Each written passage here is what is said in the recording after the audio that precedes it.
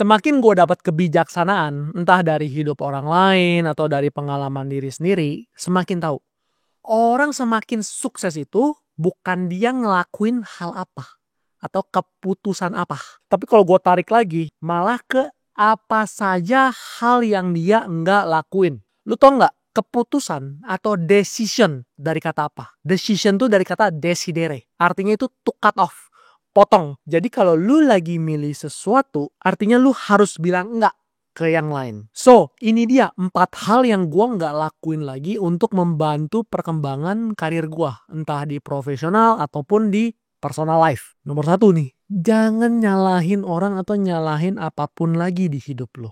Lu jangan punya victim mentality. Gampang buat lu kalau udah banyak duit. Semua bisa dibeli pakai uang. Banyak uang, banyak privilege. Emang. Cuman ke titik ini kan gue juga butuh lama, bos. Gue butuh 14 tahun lebih. Dimulai dari semua salah gue. Dulu gue juga sama. Tukang komplain. Misalkan nih. Gue misalkan telat datang ketemu orang. Gara-gara ada tabrakan. Yang di luar kontrol gue. Terus tiba-tiba macet jadi parah.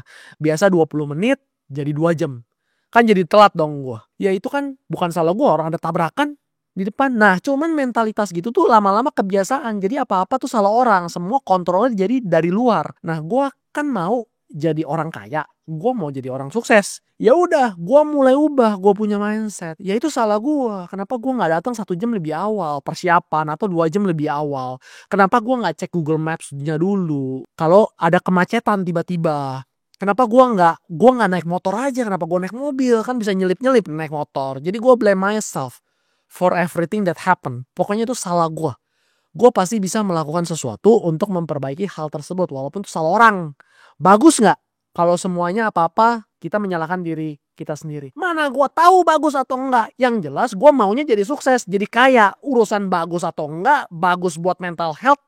Itu belakangan. Gue gak peduli buat mental health. Yang penting gue mau kaya dulu. Nanti gue tinggal terapi aja kalau udah kaya. Gak apa-apa kan buat mental health gue. Lu nonton video ini kan lu mau naik ke kelas atas. Bukan mau ngadu sehat-sehatan. Lu kalau mau ngadu sehat-sehatan lu nonton Adera. Lu jangan nonton gue. Jadi walaupun memang bukan salah lo.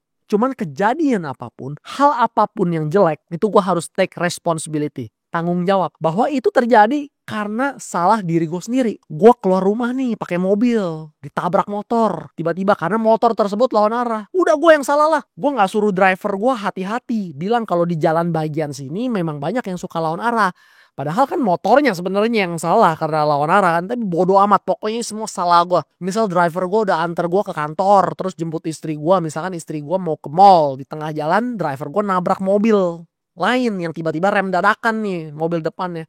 Udah itu salah gue. Karena kan gue yang hire driver gue tersebut. Ya udah salah gue. Walaupun sebenarnya bukan salah gue pas kejadian itu. Contoh, bisnis gue diganggu oknum. Entah preman ataupun pemerintah. Ya udah salah gue. Kan gue yang masih mau berbisnis di Indonesia. Dan kantornya di Indonesia. Kan gue gak dilarang sama siapapun nih. Kalau gue mau bisnis di negara lain. Misal gue mau bisnis ke Singapura. Atau ke Vietnam. Atau ke Amerika. Gak ada yang larang gue loh. Gue bisa aja kan berbisnis di sana. Kebetulan gue pilihnya bisnis di Indonesia. Ya udah salah gue lah. Gue tanggung lah. Gue juga yang milih berbisnis. Pemerintah mana peduli. Kalau gue maunya nganggur juga gue bisa aja. Kan gak diganggu oknum tuh kalau gue nganggur. Poinnya adalah kalau lu salahin orang lain terus. Itu jadi kontrolnya di mereka. Bukan di diri lu. Kalau kontrolnya di mereka. Akhirnya lu gak bisa berbuat apa-apa next time. Ya udah jadi lu kayak terima nasib aja. Diem aja. Ntar besok diulangin lagi. Salah orang lain lagi. Salah orang lagi. Salah orang lagi. Tapi kalau lu ubah mindsetnya semua adalah tanggung jawab lu. Dan semua salah lu. Kontrol jadi lu. Akhirnya lu punya persiapan yang lebih. Akhirnya lu punya to-do list action. Sesuatu yang lu bisa kerjakan. Sesuatu yang lu bisa kontrol. Semakin lama mindset ini dibangun, semakin terkontrol lah hidup lu. Karena lu jadinya penuh dengan persiapan matang. Sampai ke hal-hal detail terkecil. Hidup itu continuum, bukan binary. Artinya lu gak perlu sempurna mindsetnya bisa kayak gue di hal ini. Tapi perbaikilah, gue minta sama lu. Kalau lu dalam sebulan lu punya 4 masalah. Dan 4-4-nya lu selalu nyalain orang lain. Mulailah bos. 1 dari 4 itu lu salahin diri lu sendiri. Apa yang kira-kira lu bisa perbaiki dari diri lu dari masalah itu. Walaupun tuh salah orang. 1 aja dari 4. Nanti 6 bulan lu improve lagi. Jadi 2 dari 4 masalah itu salah lu. Nanti 3 dari 4 masalah. Tiba-tiba dalam 3 tahun, boom! Lu udah gak nyalain orang lain lagi. Tapi yang gua minta, mulai cobalah setiap ada masalah sebisa mungkin lu jangan nyalahin orang lain. Jangan punya victim mentality. Instead of lu mikir, apa ya yang gua bisa lakukan selanjutnya jika dihadapi kondisi seperti ini. Next, jangan terima tawaran mulu setiap ada kesempatan baru. Orang-orang yang nonton video gua ini pasti rata-rata hidupnya itu udah ada kerjaan tetap ataupun bisnis tetap. Nggak mungkin yang nonton channel YouTube gua ini nggak pernah kerja ataupun pengangguran. Algoritmanya tuh nggak bakal kesana. Karena gue filter cara gue buat video. Gue nggak mau newbie-newbie yang nonton video gua. So, karena lu bukan newbie, pasti lu udah ada karir, pasti lu udah ada bisnis, pasti lu sudah ada pengalaman di bidang yang lu tekunin saat ini. Jangan suka FOMO terus, lu dikit-dikit FOMO, dikit-dikit dapat kesempatan baru langsung diiyain. Semua orang ngalamin hal inilah, gue juga sama. Dulu setiap ada kesempatan atau penawaran yang baru nih, pasti gue iyain. Karena gue takut ketinggalan, karena gue takut kalau nggak ikut bisa hilang nih kesempatan seumur hidup. Jackpot 1 kali yang ngubah hidup gue sampai generasi 7 ke bawah. Fuck that bro, it doesn't exist. Akhirnya waktu itu ketika gue terima tawaran yang begitu banyak, gak ada satupun yang jadinya selesai, gak ada satupun yang berhasil, gak ada satupun yang bener. Karena semua diterima, jadi pecah fokus. Semua iya gue yain, pasti hasilnya ngasal. Gue akhirnya ngasal check the box doang, asal selesai. Gak sempurna, gak perfect. Ujungnya ya orang-orang tersebut atau klien gue yang lain pasti gak puas dan marahin gue. Orang kepecah fokus banyak. Akhirnya gue sadar, the most successful people itu almost say no to everything. Walaupun dia dapat tawaran-tawaran yang sangat menggiurkan. Ambil contoh di Live lah, perusahaan bisnis brand aparel gue. Bisa gak gue ke women's wear? Pakaiin cewek? Bisa lah. Bisa gak gue ke sepatu? Bisa lah. Bisa gak gue jualan sendal? Bisa lah. Bisa gak gue buka toko offline? Bisa lah. Bisa gak gue cari reseller? Bisa lah gue open reseller. Bisa gak gue jual tas? Bisa lah. Bisa gak gue terima funding atau raise fund dari investor lu? Bisa lah. Bisa gak gue buka pameran-pameran di mall nih? Bisa lah. Tapi gue gak ngelakuin hal tadi sama sekali karena gue tahu fokusnya sekarang sequence-nya di bagian apa. Dan gue gak butuh uang-uang kecil tersebut di hidup gue. Yang mana ketika gue yain ini masalah dalam opportunity juga. Dalam jangka pendek pasti itu menghasilkan. Tapi dalam jangka panjang itu akan jadi bumerang yang bisa menghambat pertumbuhan bisnis gue. Dan bahkan akan turunin growth bisnis gue. Dan bahkan bisa bangkrutin bisnis gue. Gue bisa ngomong gini karena gue udah lihat mata kepala sendiri. Puluhan bisnis yang tadinya bagus banget. Tapi karena keserakahan CEO-nya jadi hancur sendiri. Tawaran di jenjang karir gue saat ini juga sangat menggiurkan loh. Dan gue tiap hari gue tolakin semua. Karena gak ada lah satu hal yang bisa merubah hidup lu. Kalau apapun lu yain. Nih banyak lah tawaran. Minta gue jadi advisory, komisaris. Atau meeting seminggu 1 kali aja. Atau joinan bisnis. Gue sama orang nih tapi gue gak perlu chipin duit nih sama sekali. Tapi gue dapet saham 40% gitu. Jadi modalnya dari dia semua. Ayo gue tolakin semua. Karena gue cuman ada 1-2 hal doang yang gue fokusin saat ini. Terus sekarang ketika gue ngelihat seseorang nih, temen, kolega atau siapapun itu. Yang dimana setiap ada kesempatan ini orang dia bilang iya. Atau dia terima tuh dari orang lain. Gue jauhin loh orang itu. Gue jauhin. Karena gue tahu ini orang pecah fokus dan suatu saat akan banyak problemnya. Entah di vendor, entah di partner, entah di supplier. Kan ada kan? Lu pernah ketemu nih kalau lu bisnis nih. Lu pernah ketemu lah satu supplier nih. Supplier apalah terserah lu lah. Lu bilang bisa A gak? Bisa. Bisa. Mau beli barang B bisa gak di lu? Bisa. Mau C bisa gak? Bisa. Palu gak ada, apa aja ada. Gue tahu tuh pasti bisnis utamanya atau barang utama yang dia jual gak akan bagus. Garanti gak bakal bagus. Jadi saying no meaning lu saying yes to your current opportunity yang lu lagi jalanin sekarang. Bukan no for no. No itu artinya yes. Tapi kalau lu saying yes di kesempatan lain, meaning lu lagi saying no nih di opportunity yang sekarang lu lagi jalanin. Jadi kapan dong saying yes to new opportunity? Pertanyaannya itu kan. Menurut gua kalau lu bisa saying no 10 tahun berturut-turut minimal, lu gak perlu lagi saying yes di new opportunity. Karena pasti lu udah cukup berhasil di bidang tersebut. Dan lu udah enjoy. Dan lu udah gak nyari-nyari lagi. 10 tahun bos fokus. Tapi kalau udah 15 atau 20 tahun di bidang tersebut nih. Dan lu udah mulai bosan. Dan lu udah sukses. Go ahead. Try new things. Karena lu pasti udah sukses juga.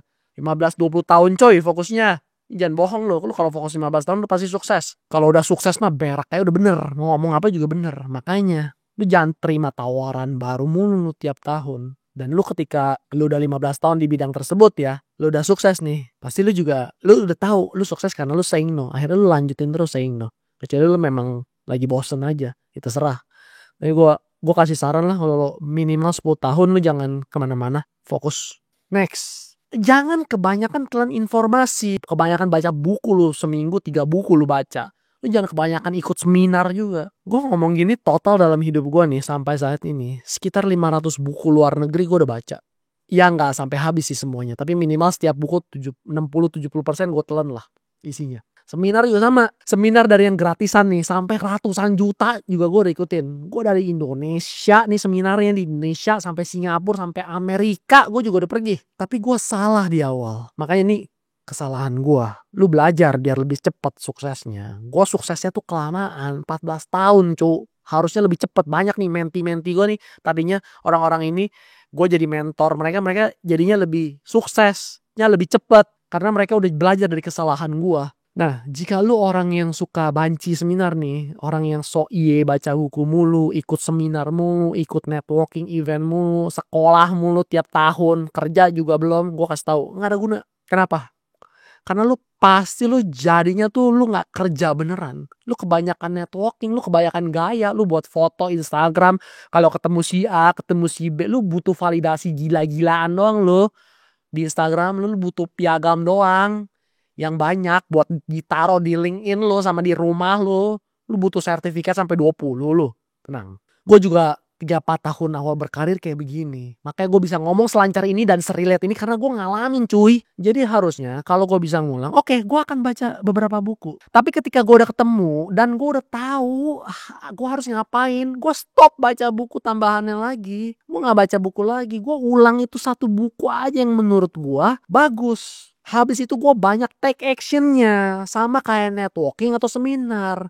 Lu ikut beberapa aja. Atau kelas. Habis itu lu kalau udah cocok lu stop baca bukunya. Lu stop networkingnya. Lu stop seminar-seminarnya. Lu udah tahu lah lu udah harus ngapain. Kalau lu udah ngikutin begituan sebegitu banyaknya lu tuh udah tahu harus kerjain apa. Lu udah tahu harus ngerjain project yang susah itu. Lu udah tahu harus take action.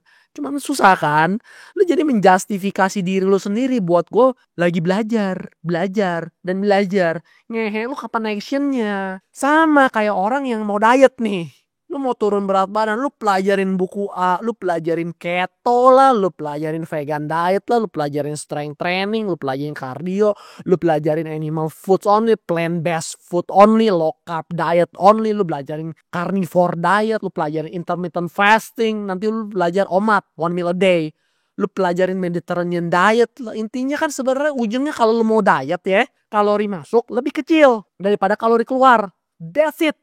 Yang susah actionnya, ngelakuinnya, konsistensinya. Mau sampai kapan lu belajar mulu tapi gak action. Buat 1% lu yang nonton, yang take action, terus belajar lagi, take action, terus belajar lagi. Gak apa-apa, itu bagus. Jadi lu harus balance, lu actionnya harus lebih banyak daripada belajarnya. Bukannya gua nyuruh gak belajar sama sekali lagi juga, tapi banyakin actionnya daripada seminar-seminarnya, daripada ikut kelas-kelasnya, daripada networkingnya bos. Orang sukses dan kaya itu gak butuh lihat sertifikasi lu, kecuali lu dokter dah, gue butuh. Lu gak perlu networking lagi kalau hasil yang lu lakukan itu bagus dan kelihatan. Gue gak perlu networking sana sini lagi. Ada juga orang yang mau ketemu sama gue, orang yang ke kantor gue. Ya kadang gue ke kantor orang lain juga. Lihat juga siapa yang butuh siapa. Tapi jarang lah, gue setahun gak sampai 3 kali. Itu juga biasa kongko-kongko nongkrong bego doang. Hahaha. Karena semua udah bisa done via chat WA. Take action lah. Next. Ini akan relate untuk semua yang nonton. Lu jangan pernah ngeluarin uang kalau itu gak lu catat. Kalau lu gua tanya, Berapa pengeluaran lu sebulan dalam 6 bulan terakhir? Setiap bulannya. Berapa duit tuh? Sampai digit terakhirnya tiap bulan lu, 6 bulan terakhir nih lu berapa nih keluar duitnya nih tiap bulan? Kalau lu gak bisa jawab, atau lu cuma ngira-ngira nih, kayaknya sih segini deh, kayaknya sih segini. Gue berani jamin 99% lo nggak ada dana darurat, lu nggak ada tabungan, lu nggak ada uang lebih, santai. Gue juga begini sampai akhirnya waktu itu krisis COVID 2020 menyerang, baru gue track semua pengeluaran personal gue setiap hari. Misalkan gue parkir hari ini 2.000, gue tulis tuh 2.000, transport 17.000, naik ojek gue tulis, bensin mobil misalkan gue isi 237.251, gue catet tuh di notes handphone gue. Di bisnis sendiri gue ada P&L-nya, profit and loss financial statement buat lu yang nggak tahu, tapi di personal gue nggak ada. Jadi gue benerin, setiap pengeluaran berapapun setiap hari gue catat di notes HP gue. Habis itu 3-4 hari kemudian gue pindahin ke Excel. Jadi bener-bener tanggal 1 ada uang keluar 5.000, 25.000, 67.000. Tanggal 2 berapa, tanggal 3 berapa. Dan seterusnya terus sampai tanggal 30 atau 31. It is amazing ketika lu udah ngelakuin hal tersebut. Lu jadi tahu duit lu tuh bocor di mana aja. Di makanan kah, di jalan-jalan kah, di bubble tea kah, di kopi kah, di transport kah, di donasi atau zakat kah, anjay mantep lu, di donasi atau zakat, di backup kah, di skincare kah. Dan lu jangan track cuman 1 bulan doang, karena ada beberapa bulan dan pengeluaran tuh kan naik turun ya. Ada yang dikeluarin di bulan keempat banyak, ada yang bulan kelima jebret lamsam 1 tahun. Nah makanya minimal lu track deh 6 bulan berturut-turut. Ujungnya sih harapan gue jadi habit ya. Jadi lu ada habit catat duit pengeluaran lu itu tiap hari. Ketika lu udah ngelakuin hal tersebut, otomatis lu bisa jadi lebih hemat. Lu jadinya bisa nabung, atau lu jadinya ada uang lebih buat investasi. Lu mau duit itu untuk belajar, atau beli saham, atau beli Bitcoin, atau buat nabung DP rumah, atau buat beli motor baru. Jangan sampai duit lu itu habis terus hanya untuk personal lifestyle hari-hari. Jadi lu catet ya. Oke, sekarang lu udah tahu 4 hal yang harus gua tinggalin agar keluar dari kemiskinan struktural. Pertanyaannya dari nomor 1, 2, 3, 4, nomor berapa yang lu mau eksekusi? Atau lu gak mau eksekusi sama sekali? Ya udah, pantes hidup lu akan begitu-begitu aja pasti. Kesian orang tua lu. Kalau lu suka video gue yang ini, pasti lu juga suka video gue tentang 3 kenyataan pahit yang gue telat sadar. Karena kalau gue sadar lebih awal, pasti gue akan sukses lebih cepat. Sialnya, gue telat. Gue gak mau lu semua telat. Jadi videonya di sini udah gue siapin. Langsung klik aja.